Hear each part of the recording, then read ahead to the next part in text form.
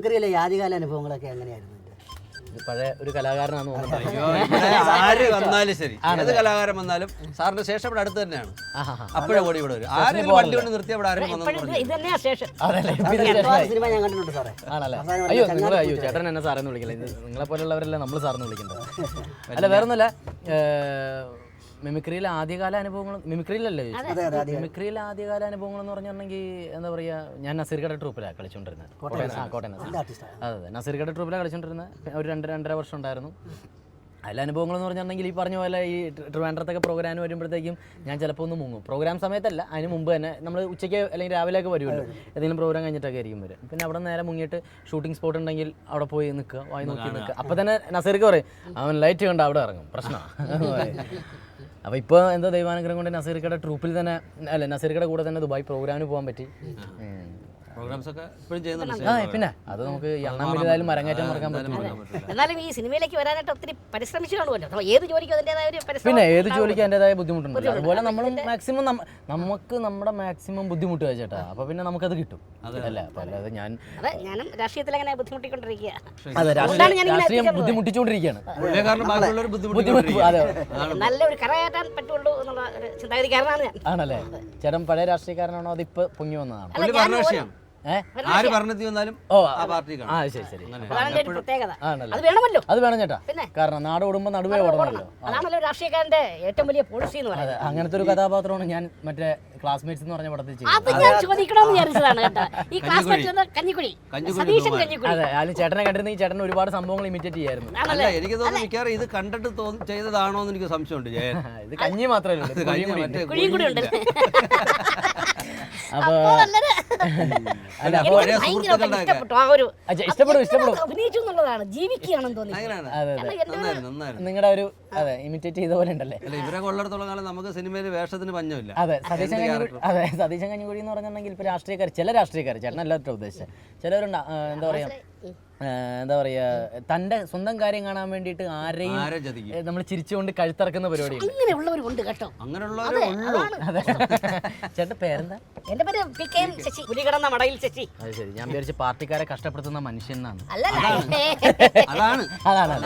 പാർട്ടിക്കാരെ കഷ്ടപ്പെടുന്നല്ലോ, ജനങ്ങളെ മതിയല്ലോ. പേരിലേ ഉള്ള പുലി, രൂപത്തിൽ എന്താ തോന്നുന്നു എലി. അല്ല അങ്ങനെയല്ല, ഞാനൊരു പ്രാവാണ് കേട്ടോ.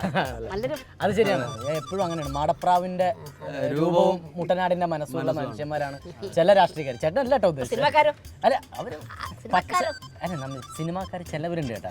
കാരണം എല്ലാ ഫീൽഡിലും അതിൻ്റെതായ ചില പാരകളും കാര്യങ്ങളും ഉണ്ടാവും. പക്ഷെ ഞാൻ ചേട്ടനെ പാര വെച്ച് കഴിഞ്ഞിട്ടുണ്ടെങ്കിൽ ചേട്ടനത് ഒരിക്കലും മനസ്സിലാവില്ല, ചേട്ടൻ എന്നെ പാര വെച്ചാൽ എനിക്ക് മനസ്സിലാവില്ല. നമ്മൾ കാരണം ശരിക്കുമ്പോൾ തന്നെ എന്തിന്റെ വിശേഷം സുഖമായിട്ടിരിക്കണല്ലേ, അങ്ങോട്ട് തിരിഞ്ഞു കഴിഞ്ഞിട്ടുണ്ടെങ്കിൽ പാര വെച്ച് കളയും. അങ്ങനെയാണോ ഇപ്പൊ സുകുമാരൻ ചേട്ടനെ പരിചയപ്പെട്ടത്? അല്ല, പുള്ളി എനിക്കിട്ട് പാര വെച്ചിട്ടൊന്നുമില്ല, ഞാൻ പുള്ളിക്കും പാര വെച്ചില്ല. അതുകൊണ്ടാണ് ഞാൻ ഇപ്പൊ ഇവിടെ വന്നത്. ആരാധിക്കുന്ന ഒരു മനുഷ്യനാണ്. അപ്പൊ സിനിമാക്കാരെല്ലാവരും അങ്ങോട്ടും ഇങ്ങോട്ടും രാഷ്ട്രീയക്കാരെ അവിടെ സിനിമാക്കാർ ഒരിക്കലും പാരകളല്ല. ഇപ്പം ചേട്ടന്റെ ഫീൽഡിലും ചേട്ടൻ്റെതായ പാരകളുണ്ടാവും, എല്ലാ ഫീൽഡിലും ഉണ്ടാവും അല്ലേ. അതിൻ്റെതായ ഇപ്പൊ എന്താ പറയുക, ബാങ്കിൽ ജോലി എടുക്കുന്നവർക്കും ഉണ്ടാവും, എവിടെ ഉണ്ട് ഈ സംഭവങ്ങൾ. കാരണം നമ്മളൊക്കെ മലയാളികളല്ലേ.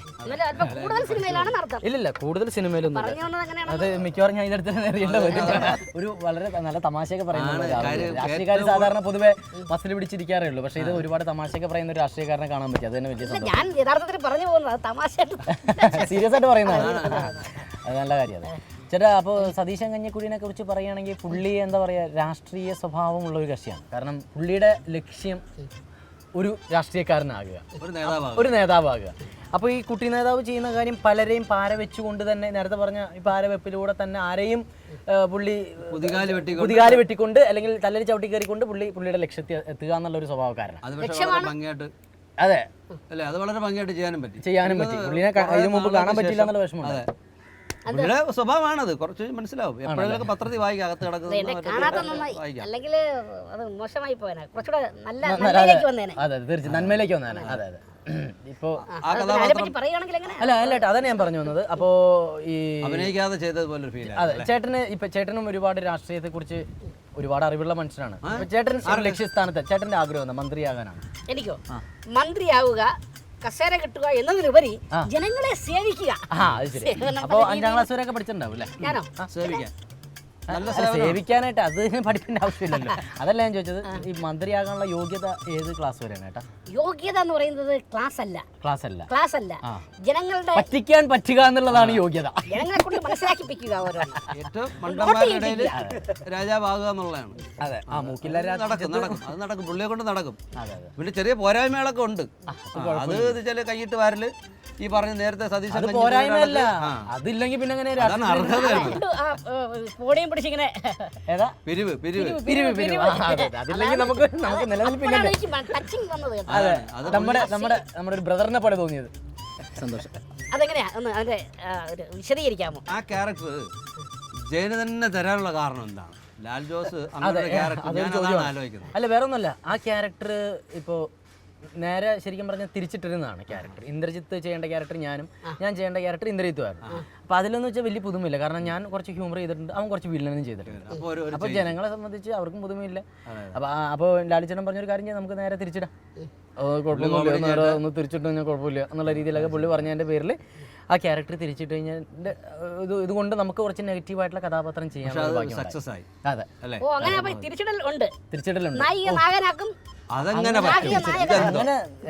പുള്ളിയുടെ പേരെന്താ പറഞ്ഞത്? ശശി അല്ലേ? മണ്ടത്തരങ്ങളെ പറയൂ. നായകനെ നായികയാക്കും, നായിക എന്തോന്നത്? എനിക്ക് മനസ്സിലായി. പ്രതിപക്ഷ നേതാവ് ഭരണപക്ഷത്തും ഭരണപക്ഷ നേതാവ് പ്രതിപക്ഷ ഇത്തരം അങ്ങനെ കണക്ട് ചെയ്യും. അല്ല, കഞ്ഞിക്കുഴിയെ പറ്റി പറഞ്ഞില്ല. നേരത്തെ ഞാൻ അത് മറ്റേ ആറ്റിൽ എന്തെങ്കിലും ചത്ത് കിടക്കുന്നതിന്റെ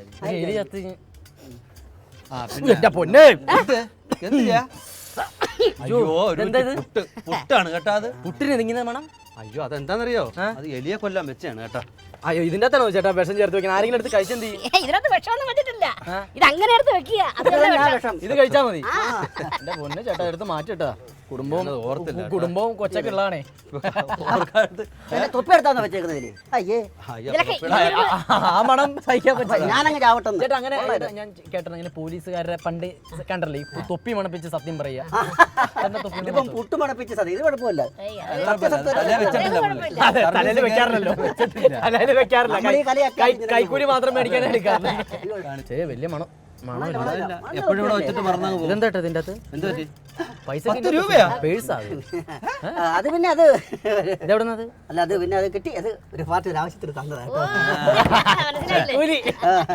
കൈക്കൂലി തൊപ്പി അതിന്റെ പേരിലാണ് മണമില്ലാത്തത്. നാണമില്ല സാറേ 10 രൂപ കൈക്കൂലി മേടിക്കാൻ. 100 രൂപ തന്നതാ. ഞാൻ എണ്ണി നോക്കുമ്പോ 90 ഉള്ളൂ. ഞാൻ അവരെ വിളിച്ച് പള്ളു പറയുകയും ചെയ്തത് 10 രൂപ ഇതിനകത്തായി പോയി. അതൊക്കെ ഞങ്ങള് രാഷ്ട്രീയക്കാര്. സത്യമുള്ള തൊപ്പിയാ. അതെ. പിന്നെ പണിക്ക് എടുക്കണ കാശ് ഒരിക്കലും നമ്മുടെ കയ്യിൽ നിന്ന് പോവില്ല.